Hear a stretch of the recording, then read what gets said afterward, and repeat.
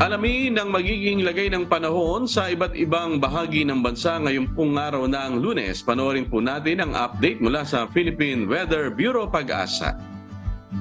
Sa ating latest satellite images, tatlong major weather system ho ang nakakaapekto sa ating bansa. Meron tayong dalawang bagyo at isang low pressure area. Pero lahat ito ay nasa labas ng Philippine Area of Responsibility. Una ho, itong Typhoon Koinu na dati ho itong si Jenny nung nasa loob ng PAR. Nasa mahigit 800 kilometro ho ito kanluran ng extreme northern Luzon at hindi naman ito nakakaapekto sa ating bansa. Yung isa pa ho nasa kabilang dulo naman, sa kabilang silangang bahagi, yung severe tropical storm Bolaven na huling namataan mahigit 2,000 or halos 3,000 kilometro silangan ng Eastern Visayas. Hindi rin natin inaasahan na itong si Severe Tropical Storm Bolaven, international name niya ho yun, ay papasok ng Philippine Area of Responsibility. Ang pinaka-monitor natin ngayon ay itong low pressure area na huling namataan na sa 1,415 kilometers silangan ng Eastern Visayas. Kasi posible in the next 24 to 48 hours ay pumasok ho ito ng Philippine Area of Responsibility. Bagamat yung mga huling datos ho natin ang pinapakita, at least in the next 24 to 48 hours, medyo maliit pa yung chance ng maging bagyo. Kaya patuloy ho natin itong imo-monitor. Sa kasalukuyan, makikita nyo itong mga kaulapan na ito ay mula dun sa trough o extension nitong low pressure area.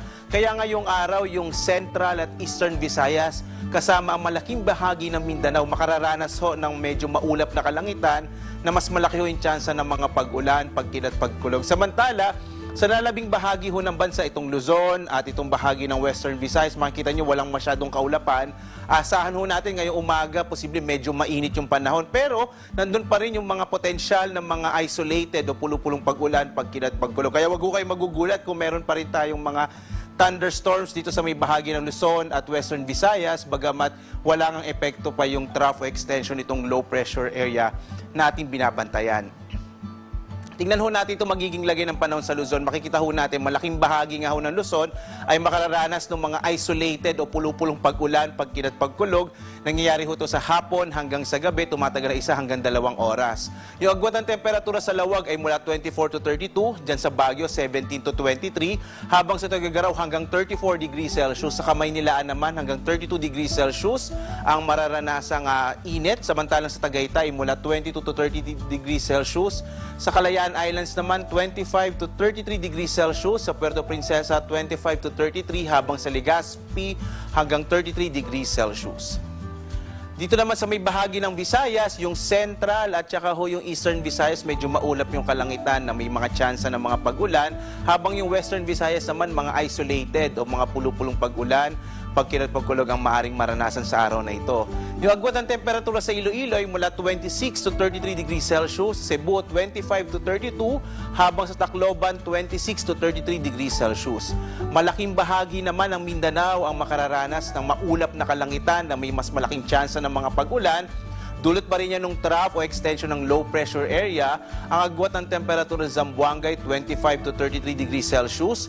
Sa Cagayan de Oro hanggang 32 degrees Celsius, habang sa Davao ay hanggang 34 degrees Celsius. Wala naman ho tayong nakataas na gale warning, kaya maaari namang maglayag ho yung mga maliit na sasakyang pandagat at maliliit na mga bangka. Pero nagpapaalala pa rin tayo sapagkat pag meron ho tayong mga thunderstorm, posibleng biglang lumakas yung alon ng karagatan, bugso ho yan ng mga pagkilat, pagkulog na maaring maranasan. Kaya sa mga kababayan ho natin na naglalayag, iba yung pag-iingat pa rin ho. Ang araw naman natin ay sisikat mamayang 5:47 na umaga at lulubog, ganap na 5:41 ng gabi.